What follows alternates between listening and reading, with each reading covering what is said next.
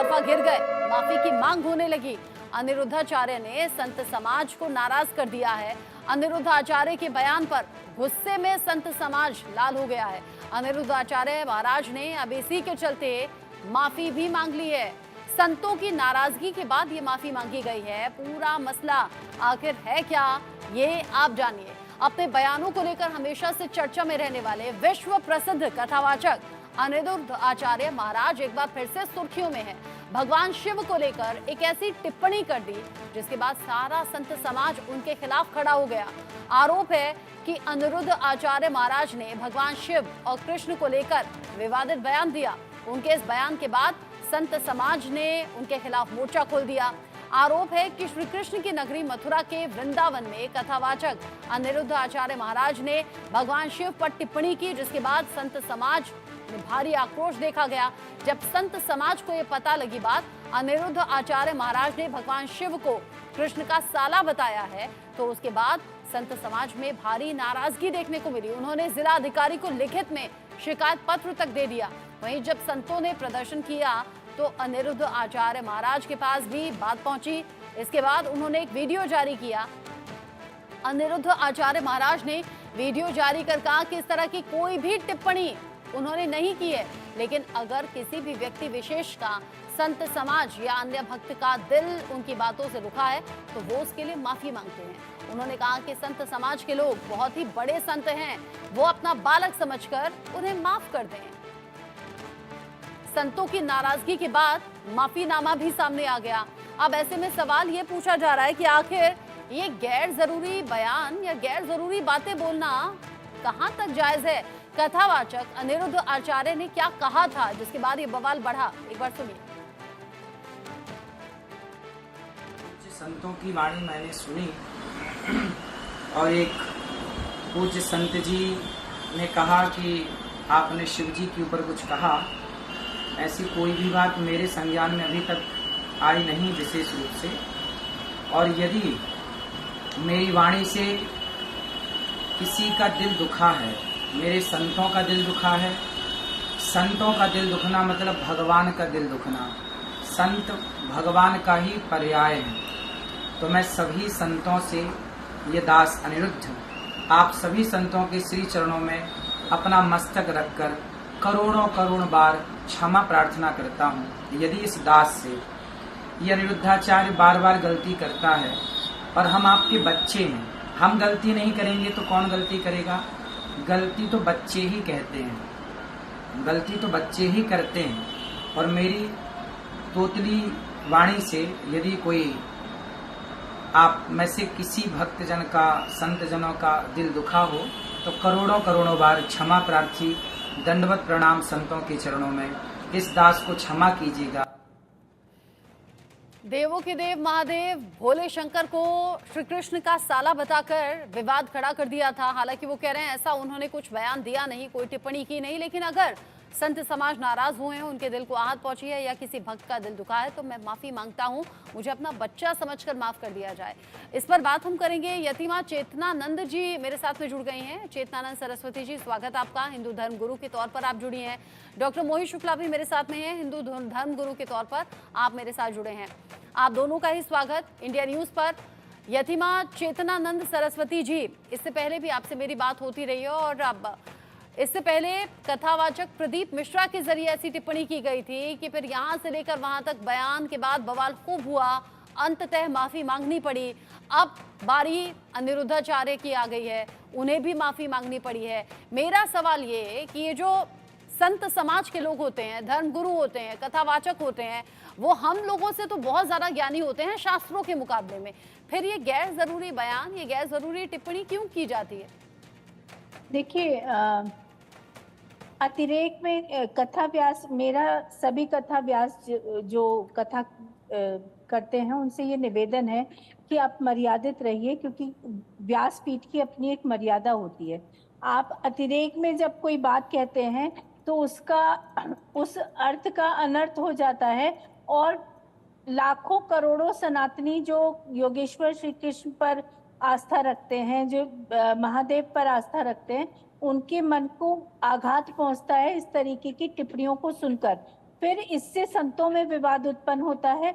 आपकी और संतों के मध्य लगातार भेद उत्पन्न होते हैं, जो सनातन के लिए एक शुभ संदेश नहीं है। तो मेरा मानना यह है कि जितने भी कथाव्यास हैं जो इस तरीके की टिप्पणी करते हैं, इसी तरीके की टिप्पणी पहले भी आ चुकी है, बहुत विवाद हुआ था, उसके बाद उन्हें वृंदावन आके अपनी नाक रगड़ के माफी मांगनी पड़ी। ऐसी स्थिति ही उत्पन्न ना हो। आप व्यासपीठ पर बैठे हैं, आप कथा कर रहे हैं, तो आपको मर्यादित होना चाहिए। सबसे पहली जो आवश्यकता है किसी भी कथा व्यास के लिए वो है मर्यादा। अगर शब्दों की ही मर्यादा का उल्लंघन कर दिया गया तो आप अपने भक्तजनों को, लाखों लाखों भक्त आपको सुनने आते हैं, उन भक्तों को क्या संदेश देंगे। और इसके बाद जब विवाद उत्पन्न होता है तो संतों का आशीर्वाद आप प्राप्त करने के लिए वहां पहुंचते हैं, और उसके बाद जिस तरीके का विवाद आप उत्पन्न करते थे कि अगर ये सुर्खियां लेने के लिए विवाद है तो भी गलत है। और अगर अतिरेक में, भावावेश में दिया गया कोई वक्तव्य है, हालांकि मैंने ऐसा कोई वक्तव्य उनका अभी तक सुना नहीं है, लेकिन क्योंकि ये विवाद उत्पन्न तो हुआ है, कहीं ना कहीं से कोई बात तो खड़ी हुई है, तो मुझे लगता है कि सिर्फ माफी मांगना काफी नहीं है, अपने आप को सुधारना बहुत जरूरी है।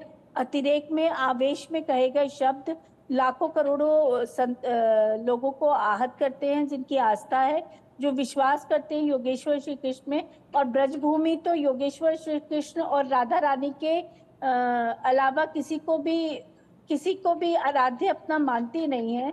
तो मुझे लगता है कि इस मर्यादा का हमें ध्यान रखना चाहिए। इस मर्यादा का ध्यान रखना चाहिए, ऐसा आपका मानना है, और संत समाज का ही नहीं, आम लोगों का भी ऐसा मानना है। लेकिन डॉक्टर मोहित शुक्ला, मुझे बताइए, वो कथावाचक जिन्हें सुनने के लिए लाखों नहीं करोड़ों लोग पहुंचते हैं, वो जो देश ही नहीं विदेशों में भी कथा कहते हैं, अगर अनिरुद्धाचार्य महाराज जैसे लोग इस तरह की टिप्पणी करेंगे तो आम लोगों से उम्मीद हम क्या करें? देखिए, इसमें पहले तो मैं अनिरुद्धाचार्य जी से कहूँगा कि वो अपना कॉन्सेप्ट क्लियर कर लें। जो शिव हैं वही विष्णु हैं, जो विष्णु है वही शिव है। एकम ब्रह्म विप्रा बहुधा वदंती, वेद में कहा गया है कि ब्रह्म एक ही है और विद्वान लोग उनको भिन्न भिन्न नामों से पुकारते। तो कोई विष्णु कहता है, शिव मतलब कल्याणकारी, और विश्वव्याप्तव जो सर्वव्यापक होने से परमात्मा का नाम विष्णु। तो इस प्रकार से, और ये पुराणों में भी बताया गया है, सहस्रनामावली में भी कहा गया है। तो ये कहना कि कोई किसी का ऐसा है वैसा है, कृष्ण जी का अपमान करना या शिव जी का करना, किसी को भी इस प्रकार की भाषा का प्रयोग नहीं करना चाहिए। दूसरी बात मैं ये कहना चाहता हूँ कि अनिरुद्धाचार्य जी का मैं बहुत सुनता रहता हूँ उनके विचारों को, तो कई बार उन्होंने जैसे गलती करी तो वो अक्सर मीडिया में भी कहते हैं, हर जगह कहते हैं कि भाई मैं बालक हूँ, बालक जब चलता है तो गिरता है उठता है। ठीक है, आप अपने आप को छोटा समझते हैं, ये आपका अपना विचार है, किंतु आप एक व्यास गद्दी पे बैठे हुए, ये भी आपको समझना पड़ेगा। और पहले हमारे शास्त्रों में ही कहा गया कि पहले सोचिए, नापिए, तौलिए, तब बोलिए। और आपकी वाणी साधारण मनुष्य की तरह नहीं है। और अब अनिरुद्धाचार्य जी कई बार ऐसी बातें बोल देते जिसके कारण उनके प्रश्न उठता है। तो मैं कहूंगा कि अब आगे वो सुधर जाए। देखिए, जो गलती ना करे वो भगवान है, और जो गलती करके सुधर जाए वही इंसान है, और जो गलती पे गलती करे वो शैतान है। तो इसलिए बार बार ऐसे बयान देने से लाखों लोग उनको मानते हैं। मैं भी उनका सम्मान करता हूँ, बहुत सी अच्छी बातें भी बोलते हैं, किंतु जो इस प्रकार की बातें वो बोल जाते हैं अक्सर, कि जो कि शास्त्र विरुद्ध होती हैं और मर्यादा के विरुद्ध हैं, लोगों के हृदय को आहत करने वाली है, ऐसी बातें तो बिल्कुल कदापि उनको बोलना ही नहीं चाहिए। और एक बार इनका प्रवचन चल रहा था मंच पर, तो वहां पर भी एक संत ने इनको टोका था राधा शब्द को लेकर, वहां विवाद हुआ था भागवत में। तो वहां पर भी उन्होंने कहा था कि भाई अनिरुद्धाचार्य जी, आप टीवी पे बोलते हैं, आप सब जगह बोलते हैं, आपको बहुत सोच समझ के बोलना चाहिए, लाखों लोग आपको सुनते हैं, कोई और कहे तो ठीक है चल जाएगा, मगर आपको नहीं बोलना चाहिए। तो इस मर्यादा को अनिरुद्धाचार्य जी से मैं निवेदन करता हूँ कि वो इस मर्यादा को ध्यान में रखें, और सिर्फ इतना कह देने से कि मैं बालक हूँ, छोटा हूँ और मेरी बात को ध्यान मत दीजिए, क्षमा कर दीजिए, फिर वो गलती पे गलती करें, तो ये उचित नहीं। अब जिस तरह की गलती उनकी तरफ से हो गई है, चूंकि चेतनानंद सरस्वती जी अक्सर जब कोई विवादित टिप्पणी करता है, चाहे वो राजनीतिक क्षेत्र में या कोई अलग उनका फील्ड हो उस क्षेत्र में, तब हम लोग कहते हैं कि भाई ये बयान इसलिए दे दिया गया क्योंकि उन्हें पब्लिसिटी चाहिए थी। फिर जब संत समाज से या धर्म गुरुओं के जरिए बयान दिए जाते रहे तब ऐसे सवाल फिर से उठने लगते हैं। लेकिन ना तो पंडित प्रदीप मिश्रा में किसी भी तरह से पब्लिसिटी की कमी है और ना ही यहाँ पर अनिरुद्धाचार्य आचार्य महाराज भी ऐसे हैं, उन्हें देश नहीं विदेशों तक लोग जानते हैं, यानी पब्लिसिटी की कमी तो यहाँ कुछ है नहीं। फिर ये गैर जरूरी टिप्पणी क्यों की होगी? अज्ञानता है क्या ये? नहीं, बिल्कुल। देखिए, ये अतिरेक है।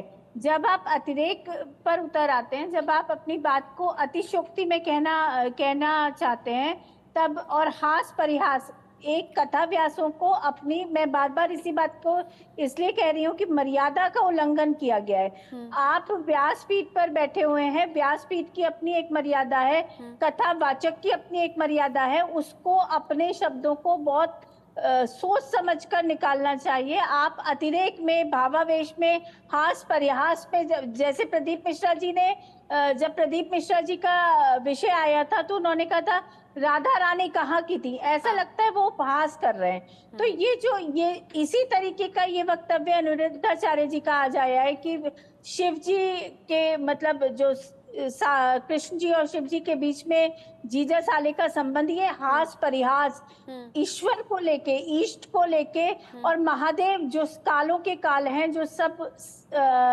सर्वोपरि माने जाते हैं। वैष्णव समाज में नारायण, विष्णु स्वरूप जो है नारायण, वो सर्वोपरि माने जाते हैं और पृष्ठभूमि तो है ही कृष्ण की। तो ऐसा हास परिहास मुझे लगता है कि ये क्षमा योग्य भी नहीं होना चाहिए, क्योंकि जब हम तो फिर क्या होना चाहिए? क्या ऐसे कथावाचकों को बैन किया जाए? हाँ, बिल्कुल, निश्चित रूप से बैन किया जाना चाहिए। बैन करने वाले तो फिर वही होंगे जो कि कथा सुनने जाएंगे, उन्हें नहीं जाना चाहिए। नहीं, देखिए, संत समाज को ऐसे लोगों के लिए कठोर निर्णय लेना होगा, क्योंकि सनातन इससे बार बार बदनाम होता है। बार बार लोग जो सनातन के फॉलोअर्स नहीं है, जो सनातन को नहीं मानते हैं, उनमें ये मैसेज जाता है कि संतों में और कथावाचकों में निरंतर विवाद है। और ये विवाद जब संत समाज में और कथावाचकों में, व्यासपीठ पर बैठे हुए लोगों में ये विवाद उभर कर सामने आते हैं तो सनातन उपहास का कारण बनता है। तो मेरा निवेदन संत समाज से ये है कि वो कथावाचकों से एक बार बैठकर एक निर्णय ले कि किस तरीके के वक्तव्य व्यासपीठ से जाने चाहिए और किस तरीके के वक्तव्यों पर पूर्णतः प्रतिबंध लगना चाहिए, क्योंकि ईश्वर जो हमारी आस्था का विषय है, महादेव जो हमारी आस्था का विषय है, भगवान विष्णु, भगवान नारायण जो हमारी आस्था का विषय है, राधा रानी जी जो सर्वमान्य, सर्व पूज्य हैं, वो हमारी आस्था का विषय है। तो ऐसे विषयों पर बोलते हुए 100 बार सोचना चाहिए, करोड़ों बार सोचना चाहिए, तब कोई हालांकि अब जब वो जान गए हैं कि विवाद इसको लेकर हो गया है, चारों तरफ उनके खिलाफ आवाज भी उठ रही है, यहाँ तक कि वृंदावन में तो संत समाज इकट्ठा होकर थाने पहुंच गए, लिखित में शिकायत दे दी गई, उनके खिलाफ एक्शन की मांग होने लगी। डॉक्टर मोहित शुक्ला, क्या ये देखकर कि कानून तक चीजें पहुंच गई हैं, पुलिस में शिकायत पहुंच गई है, इसलिए यहाँ अनिरुद्धाचार्य की तरफ से माफी मांगी गई होगी, या फिर संत समाज की नाराजगी उन्हें लगता है कि भारी पड़ जाएगी इसलिए माफी मांगी होगी? देखिए, माफी तो उन्होंने जो मांगा है, पहले भी कई बार गलती करते हैं तो माफी मांग लेते हैं, उनमें सरलता सहजता है, अहंकार नहीं है। किंतु बार बार गलती करना या इस तरीके के शब्दों को करना, इसका मतलब है कि उन्होंने भागवत महापुराण का और वेद पुराणों कॉन्सेप्ट ही नहीं समझा। देखिए, जो रुद्राष्टाध्यायी में मंत्र आया, भगवान शिव को ब्रह्म माना गया। भगवान पे सब लोग जानते हैं, भगवत गीता में भगवान कृष्ण का मैं ही शिव हूँ, मैं ही विष्णु हूँ, मैं ही ब्रह्म हूँ, स्पष्ट है। और यहाँ पर शिव पुराण में भी अगर ये बात इतनी साधारण है तो अनिरुद्धाचार्य को समझ क्यों नहीं आई? फिर उन्होंने कैसे कह दिया कृष्ण के जो है वो, मैं तो बोल भी नहीं पा रहा हूँ, ऐसा शब्द उन्होंने बोला है, शिव का जो रिलेशन बनाया है। तो ये बात जो उन्होंने कही, इसका मतलब ये होता है कि वो कथा अवश्य करते, किंतु अभी उनको और ज्ञान की आवश्यकता है और उनको अपना कॉन्सेप्ट क्लियर करना चाहिए ब्रह्म तत्व को लेके। देखिए, स्पष्ट वेद में कहा, यो भूतम च भव्यम च सर्वम यस्वादितिष्ठति स्वर्यस्य च केवलम तस्मै ज्येष्ठाय ब्रह्मणे नमः। जो भूत में भी थे, भविष्य में भी होंगे, सर्वव्यापक है, उन परम ब्रह्म परमेश्वर को मैं नमस्कार करता हूँ। भगवान शिव के लिए देखिए, ओम नमः संभवाय च मयो भवाय च, नमः शंकराय च महेश्वराय च, नमः शिवाय च शिवतराय च। ये वेद के सारे मंत्र मैं आपको बता रहा हूँ, वेद के मंत्र है, यजुर्वेद में मंत्र आया, अब आप देखिए कि ये इस प्रकार के स्पष्ट मंत्र जो वेद में कहे गए हैं, जहां पर स्पष्ट कहा गया है कि परमात्मा एक है, उन्हीं परमात्मा का भगवान शिव ना वही विष्णु है। और यही बात जो है भागवत महापुराण में भी आती, यही बात भगवत गीता में भी आती, यही बात शिव पुराण में भी आती।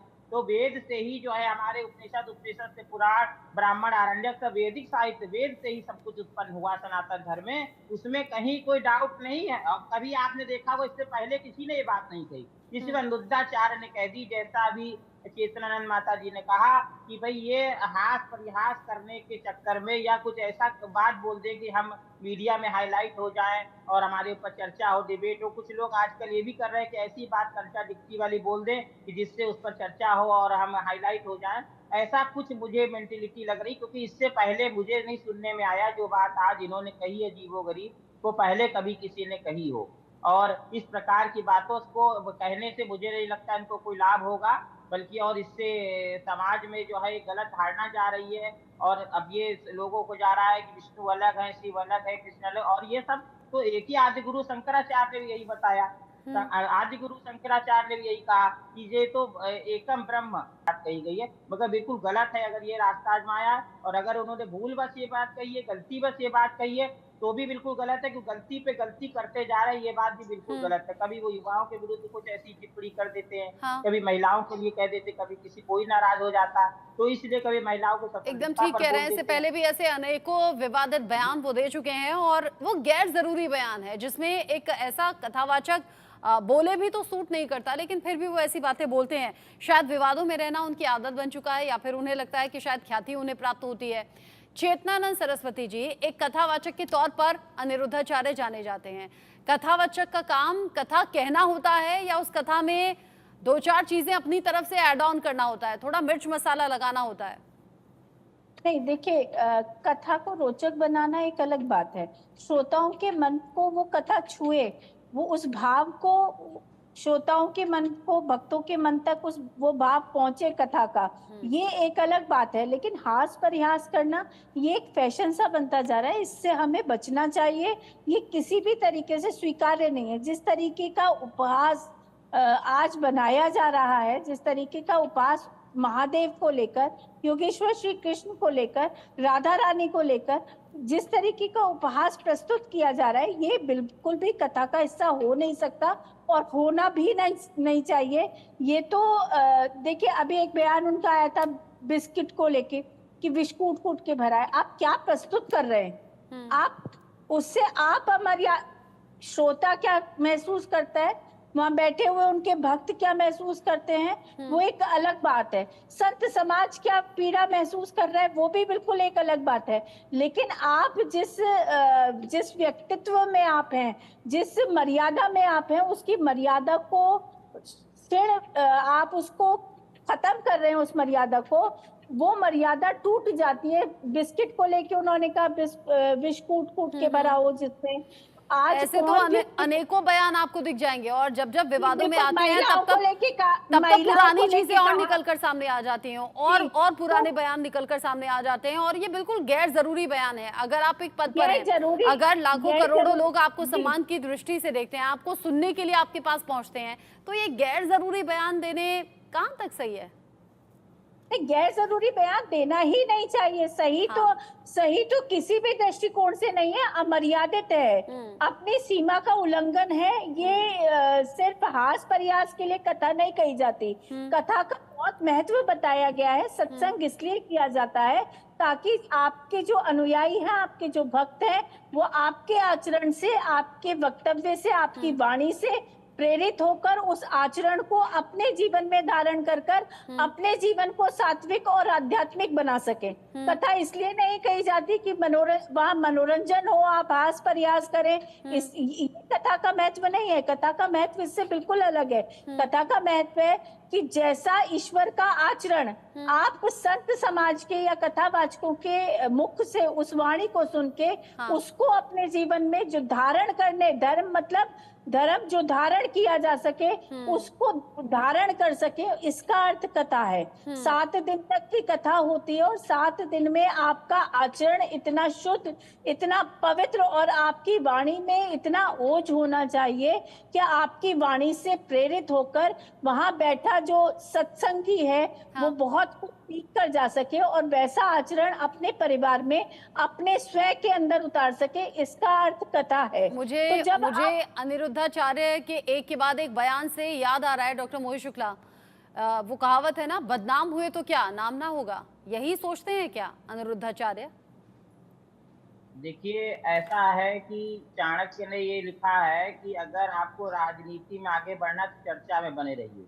मतलब आप सही वो चर्चा किसी भी तरह की हो, राजनीति, मगर वो राजनीति के लिए कहा है, धर्म नीति के लिए नहीं है, धर्माचार्यों के लिए सिद्धांत नहीं है। ये सिद्धांत मैं अनिरुद्धाचार्य जी का, यही तो कॉन्टेक्ट गड़बड़ हो रहा है ना। उन्होंने कहीं से ईट कहीं का रोड़ा और भानुमति ने कुंभा जोड़ा वाला हाल हो रहा है। राजनीति वाला जो कॉन्सेप्ट उन्होंने धर्म में लगा दिया। तो वो फेमस तो हो रहे हैं, ठीक है, फेमस तो छोटे बच्चे भी हो जाते अच्छा नृत्य करके, अच्छा गाना गा के, मगर वो धर्माचार्य की कुर्सी पे बैठे और इतने मंत्र हैं और इतना अच्छा हमारा सनातन धर्म का जो है विस्तारता है, इतनी व्यापकता है। देखिए, जागृतो दूरमुदयति दैवम तद सुखतथैवैति दूरंगमम ज्योतिषाम ज्योतिरेकम तन्मे मना शिव संकल्पम। तो ये यजुर्वेद का शिव संकल्प सूक्त का प्रथम मंत्र है। इसमें स्पष्ट कहा गया, जो जागते समय भी दूर तक जाने वाला मेरा मन है, सोते समय भी उसी प्रकार कार्य करता स्वप्न दिखाकर, ऐसा मेरा मन जो हजारों घोड़ों के जो वेग से भी तेज चलने वाला,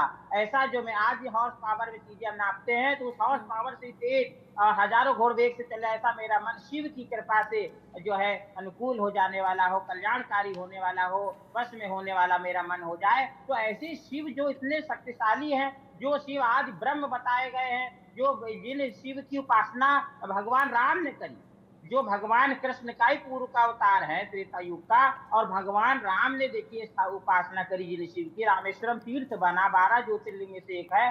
और इस प्रकार का कॉन्सेप्ट कहाँ से ला रहे, कहाँ से ये बात ये कह रहे हैं, और ये तो बिल्कुल गलत है। और इसके पहले भी कभी नारियों पर ये बता देते हैं कैसे रहना चाहिए, ऐसे करना चाहिए, डांस मत करो, तुम खुशी मत मनाओ, तो कपड़े ऐसे पहनो। तो ये सारी बातें देखिए, यत्र नारेस्तु रमन्ते तत्र देवता, हमारी मनुस्मृति में कहा गया है, और माता निर्माता भवति वेद में कहा गया है।